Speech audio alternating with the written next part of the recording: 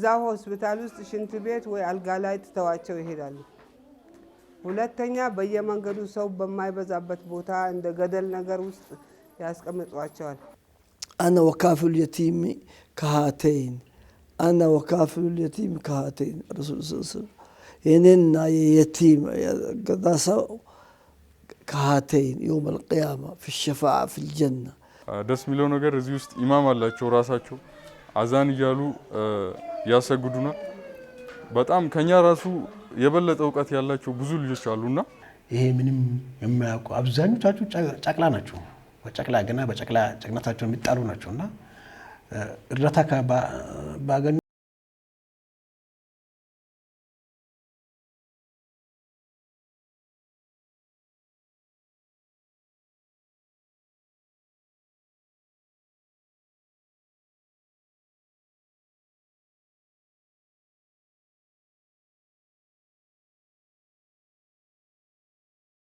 ወደ ኢትዮጵያ የመጣችው ወላጅ ለሌላቸው ህጻናት እናት ለመሆን ነው። ልጆቿን ትታ የሰው ልጆችን ለማሳደግ ስትል ኑሮዋን በሀገር ኢትዮጵያ ያደረገችው ትውልደ ኢትዮጵያዊ የብዙዎች ችግረኞች እናት ደከመኝ ሰለቸኝ ሳትል እልፍ ልጆችን በየቆሻሻ መጣያው ወዳድቀው የሚገኙ ህጻናትን እየሰበሰበች የታመመውን አሳክማ አቅሙ የተዳከመውን ይበረታ ዘንድ እየተከታተለች ሰውነታቸውን በምግብ አእምሯቸውን ባለሙያና በመንፈሳዊ ትምህርቶች እያጎለበተች የምትገኘው እናት ብዙ ያልተባለላት ግን የብዙዎችን እርዳታ የምትፈልግ ለብዙዎች እናት አልባ ልጆች ተስፋ የሆነች የራሷን ጤንነትና እሷነቷን አሳልፋ ለየቲሞች የሰጠች በምትችለው ሁሉ ንብረቷን እሷነቷን አሳልፋ ለነገ ሀገር ተረካቢ ልጆች የገበረች ብርቱ የጽናት ተምሳሌት የበጎነት መገለጫ ናት።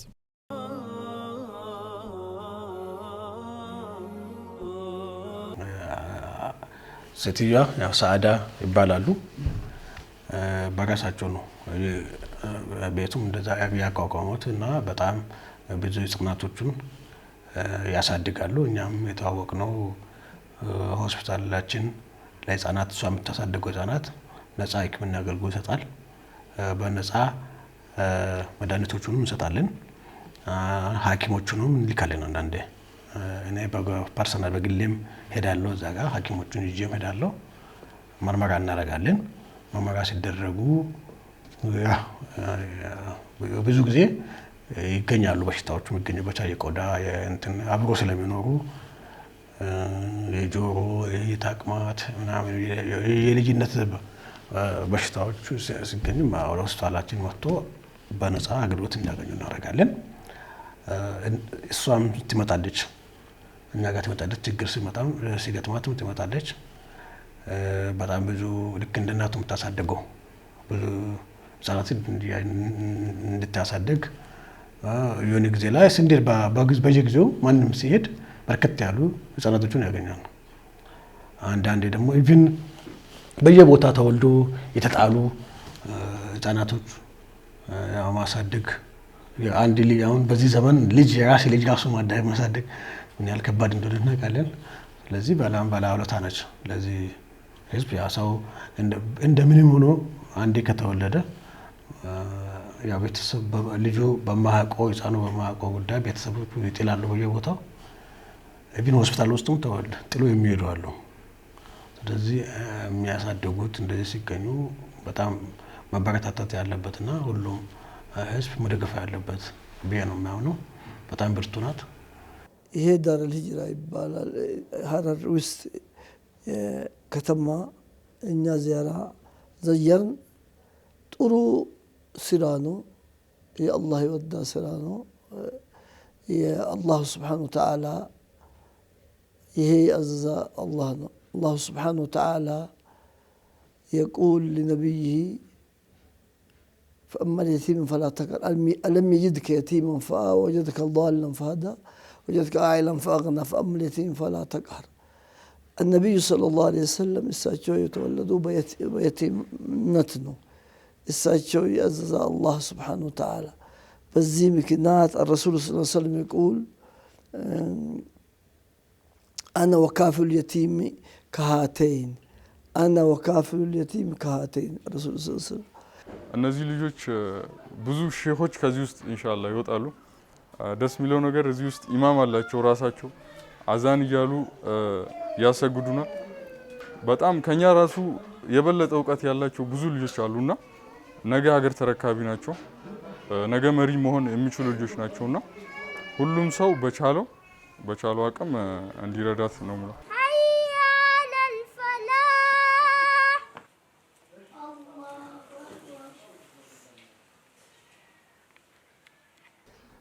የተወለድኩበት ሀገር ሀረር ነች።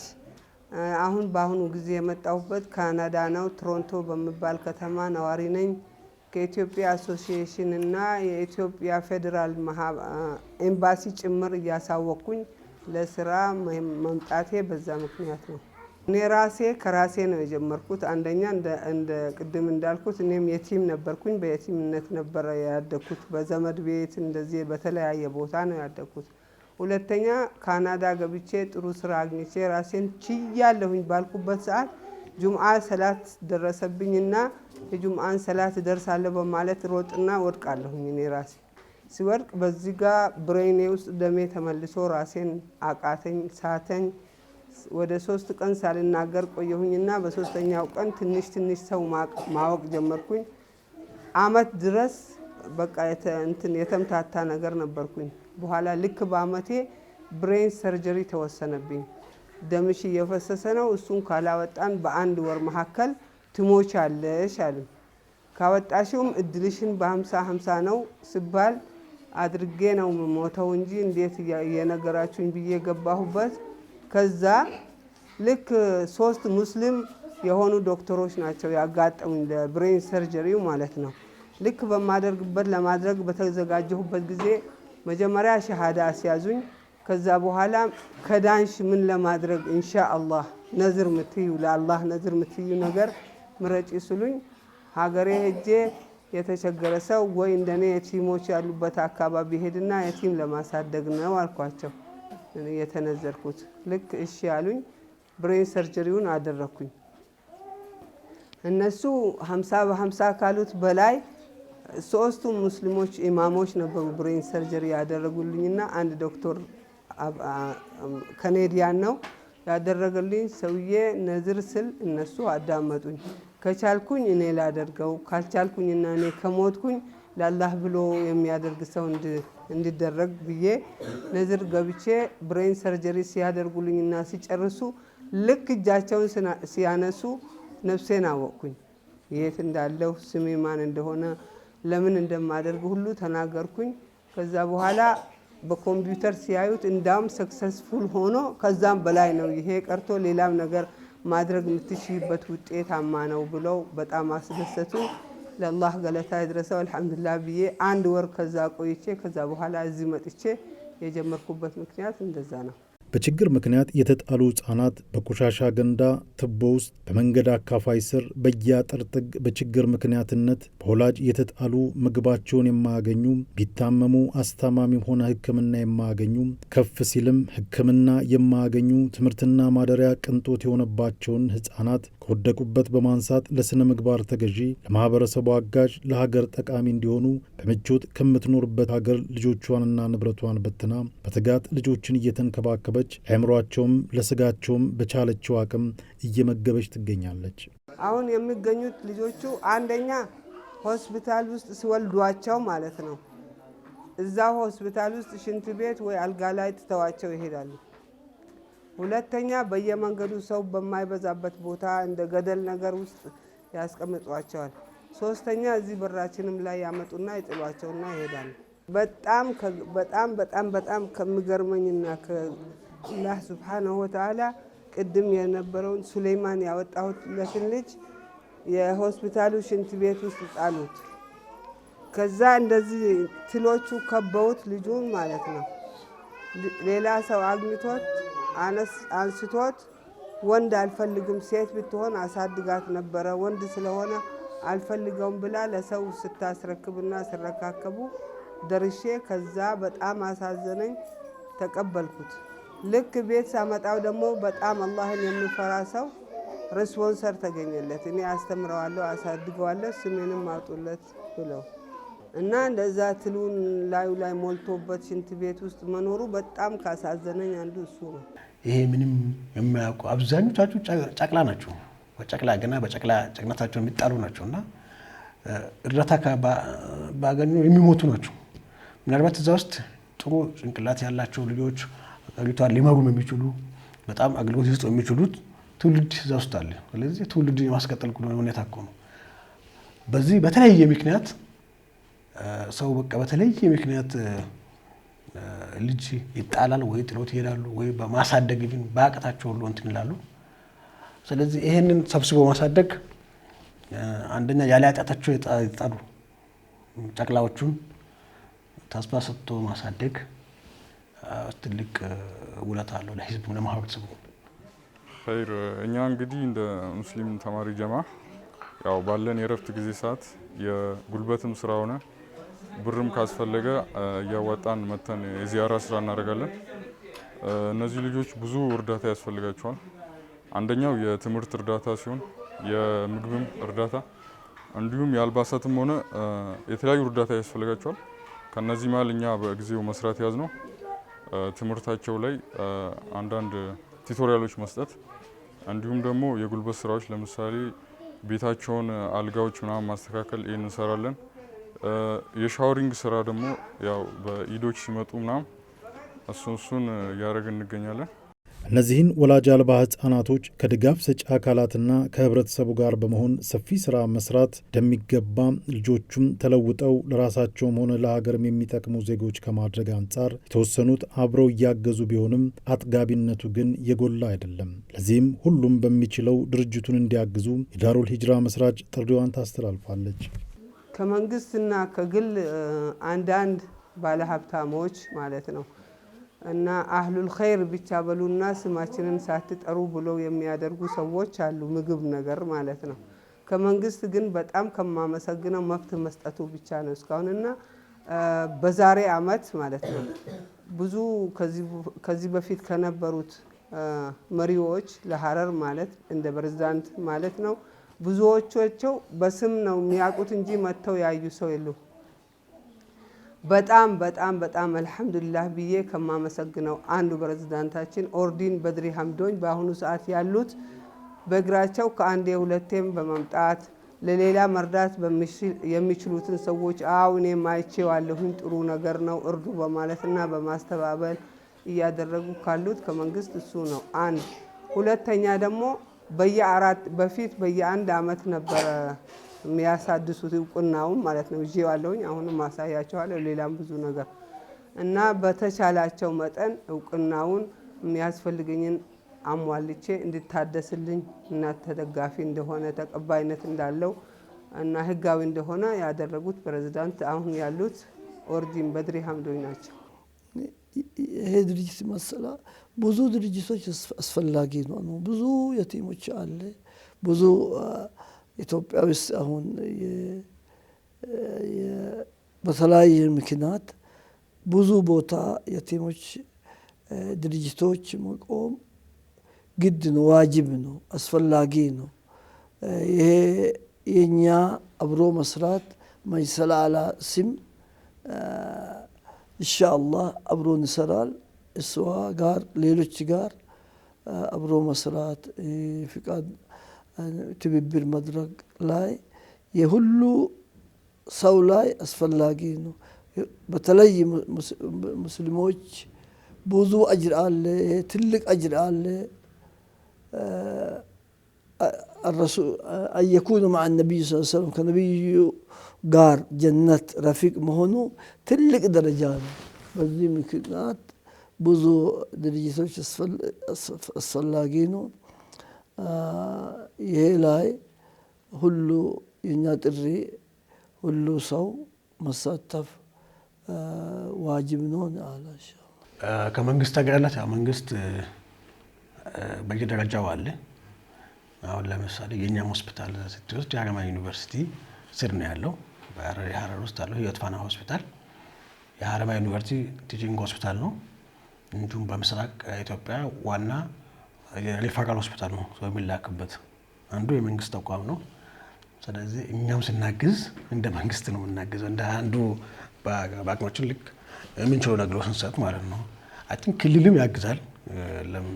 ያግዛቸዋል። ትምህርት ሲማሩ በእንትን ነው ይታገዛሉ። እንደነገረችኝ ከሷ ትምህርት ቤቱም ሰፖርት ያደርጋሉ የገምታል። ግን በየደረጃው ያለው የወረዳ ኃላፊ በየወረዳው እንትኑ ማመቻቸትና ሰርቪሱን እንዲስፋፋ ማበረታታት በየደረጃ ካሉ ኃላፊዎች ይጠበቃል ብዬ ገምታለሁ። እኛ ደግሞ እንደ ሕክምና ባለሙያ እንደ ሐኪሞች እናግዛታለን፣ በሙያችን እናግዛታለን፣ በአቅማችን እንዲሁም ባለን አጋጣሚ እናግዛለን። እሷን ብቻ አይደለም ሌላንም ህጻናት ማሳደጊያዎቹን እናግዛቸዋለን። በዚህ አካባቢ ያሉት ባለስልጣናት እንግዲህ እነዚህ ልጆች ያው እዚህ ባይመጡ ኖሮ ሊውሉበት የሚችለው ቦታ የታወቀ ነው። መንገድ ላይ እየተጣሉ የማይሆን ቦታ እየሆኑ ነው ሰብስባ እዚህ ማሳደግ ያዘችው። ስለዚህ የመንግስትንም በርደን እየያዘች ነው ያለችው። ስለዚህ መንግስትም በቻለው አቅም ኮንስታንት የሆነ ድጋፍ የቻለውን ማድረግ ያለበት፣ ምክንያቱም ማሳደግ የያዘችው ሰው ነው። ከሰው በላይ ምንም የለም እንግዲህ እና ሀገርን ሊወክሉ የሚችሉ ህዝብ ማሳደግ ስለያዘች አልባሌ ቦታ ሊውሉ ከሚችሉ አሁን ውጪ ብትናይ ብዙ ልጆች ማስቲሽ እየጠጡ ሌላ የወንብድና ስራ እየሰሩ አላግባብ ቦታ ላይ ነው የያዙት። እዚህ ግን መጥተው መማር ነው የያዙት። ለነገ ትውልድ ተተኪ የሆኑ ያሉት ነውና ትውልድ እየቀረጸች ስላለ መንግስትም እንግዲህ ካለው ዓላማ ውስጥ ትውልድን መቅረጽ ነው፣ ትምህርት ማስፋፋት ነው። እየተሰራ ያለ ትምህርት ቤቶች አሉ እዚህ ውስጥ እሱን ቢያጠናክርላት ለተማሪዎች የእገዛ የደብተር የኩርሲዎች የመሳሰሉ እገዛ ማድረግ ይችላል እና እሱን ቢያደርግላት አሪፍ ነው ባይ። ኢስላም በበኩሉ እነኚህን ተንከባካቢ የሌላቸውን ሕፃናት እንዲሁ አልተዋቸውም፣ መፍትሄ ቢያስቀምጥላቸው እንጂ። የአላህ መልእክተኛ ሰለላሁ ዐለይሂ ወሰለም የቲሞች ከፍተኛ ትኩረት እንዲሰጣቸውና ጥሩ እንክብካቤ እንዲያገኙ በመግለጽ ተከታዮቻቸውን አሳስበዋል፣ አነሳስተዋልም። የቲም ተንከባካቢም በጀነት ውስጥ ከእርሳቸው አጎራባች እንደሚሆን ነግረውናል። የቲሞች ተንከባካቢ ማለት ደግሞ ለእነርሱ በጎ የሚውልና በጥሩ እንክብካቤ የሚያሳድጋቸው ነው። أنا وكافل اليتيم كهاتين، أنا وكافل اليتيم كهاتين. الرسول صلى الله عليه وسلم يننا يتيم قداسة كهاتين يوم القيامة في الشفاعة في الجنة. الذي يريد أن يكون مع النبي صلى الله عليه وسلم فليتكفل اليتيم. ኢስላም የድህነትን ችግር ያከመባቸው የድሆችን ማህበራዊ ዋስትና ያረጋገጠባቸው መሰረታዊ ፍላጎቶቻቸውን ያሟላባቸው ሰብአዊ ክብራቸውን የጠበቀባቸው ብዙ መሰረቶች አሉ። በረሃብና በጥማት በችግርና በርዛት እየተንገላታ እያየው ረሃቡን በምግብ ጥማቱን በውሃ ለማስታገስ አካሉን ከቁርና ከሐሩር የሚከላከል ብጣሽ ጨርቅ ለማልበስና ከታዛው ስር ለማስጠለል የተጋና የቲሞችን በመልካም በማዘዝና ከመጥፎ በመከልከል ስነ ምግባራቸውን ያነጸ ባህሪያቸውን የቀረጹ ሁለመናውን በማግራት ያስተካከሏቸው ሰው አላህ ዘንድ ደረጃው ከፍተኛ እንደሆነ የተረጋገጠ ሐቅ ነው።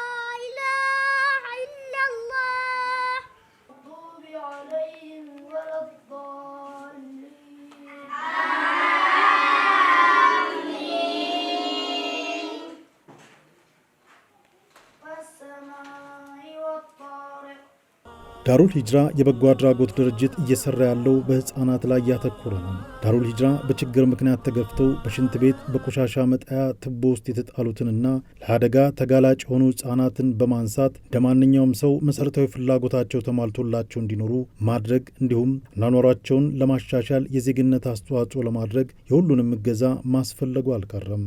መታወቅ አለበት። መጀመሪያ እንዲህ ህፃናትን የሚያሳድግ ድርጅት አለ ብሎ ራሱ ማወቅ አንድ ነገር ነው። ሁለተኛ ሰደቃ ነው። ሰደቃ መስጠት የፈለገ ሰው ሁሉ መጎብኘት የፈለገ ሰው ሁሉ እዛ ሄዶ መጠየቅ መዘየር ያለውን በቁሳቁስም ይሁን በምግብም በብርም መታገዝ አለባቸው። ሁሉም ሰው አትሊስት ሞራሉም ሊሰጡ ይገባል። እናውቃለን በየቤተሰቡ በየቤቱ እንዴት እኛ ሀገር ችግር ላይ ነው ያለችው። በጣም ብዙ ህፃናቶች መንገድ ላይ አሉ። ማሳደጊያ የሌላቸው መንገድ ላይ አሁን ስትሬት ችልድረኖች አሉ። ይህን ወስዶ ሰብስቦ ማሳደግ ማለት በጣም ከፍተኛ የሆነ ስራ ነው። ስለዚህ ህብረተሰቡ ያንን ተረድቶ ያው ከዛ ህጻናት መካከል በኋላ ይህን ህብረተሰብ አድርጎ የሚያገለግል ሊወጣ ይችላል። ትምህርትም ይማራሉ።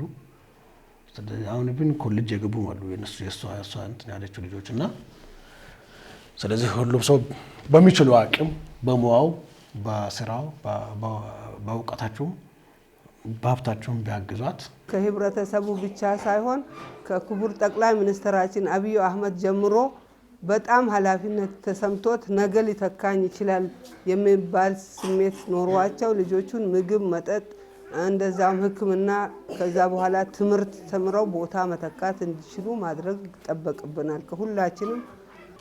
ያው ቅድም እንዳልኩ ነው አብዛኛው መጥቶ እነዚህ ልጆች መዘየር ብቻ ራሱ ትልቅ ዚያራ ነው። ሌላው ደግሞ እዚህ ያለ ችግር አለ። ለምሳሌ የውሃ ችግር አለ እዚህ ጋር ወተት አቅርቦት ላይም እጥረት አለ እና ደግሞ የአልባሳት የመሳሰሉ ችግሮች አሉ።